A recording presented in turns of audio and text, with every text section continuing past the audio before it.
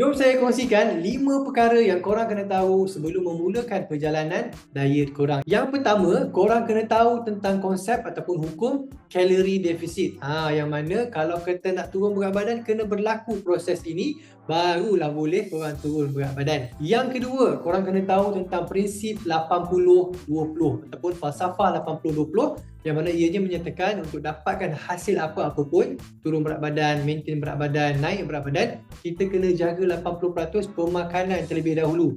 20% lagi kita jaga senaman. Jadi dengan mengetahui tentang konsep ini, falsafah ini akan membantu anda untuk prioritize apa yang perlu di mindset anda dan juga di tindakan anda. Yang ketiga, anda kena tahu juga apakah goal turun berat badan yang realistik dan goal turun berat badan yang tidak realistik. Ini supaya anda tahulah kan, normally orang turun berat badan yang sihat dalam sebulan turun berapa kilo. Ini boleh bantu anda untuk manage expectation supaya anda tidak kecewa, anda tidak down dan sebagainya. Okay, so tahu apakah goal yang realistik dan setkan goal yang realistik juga. Yang keempat, anda kena tahu keperluan-keperluan asas anda. Contohnya keperluan kalori harian anda berapa, keperluan protein harian anda berapa, keperluan serat berapa, keperluan air berapa. Okay, semua tu untuk orang yang join community Sihat Diet Fit Habit, memang anda akan dapat satu aplikasi yang dalam tu dah memang ada dah semua tu.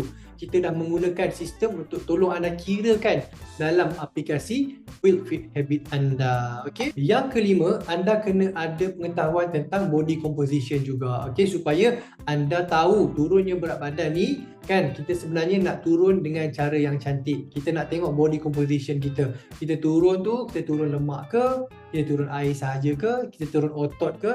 Jadi anda kena tahulah turun berat badan ni dia bermain juga dengan body composition. Jadi kita nak turun berat badan secara sihat. Jadi ambil cara tentang body composition anda. Okay, so itu 5 perkara. Kalau anda nak mulakan perjalanan diet anda, pastikan anda at least ada sedikit ataupun ada information ataupun kefahaman tentang 5 perkara yang saya sebutkan tadi. Dan kalau anda nak join komuniti Diet Sihat Fit Habit yang mana semua tu kita bantu jaga, kan, klik link di profile ataupun isi beg biru ataupun komen kat bawah nak join komuniti Fit Habit.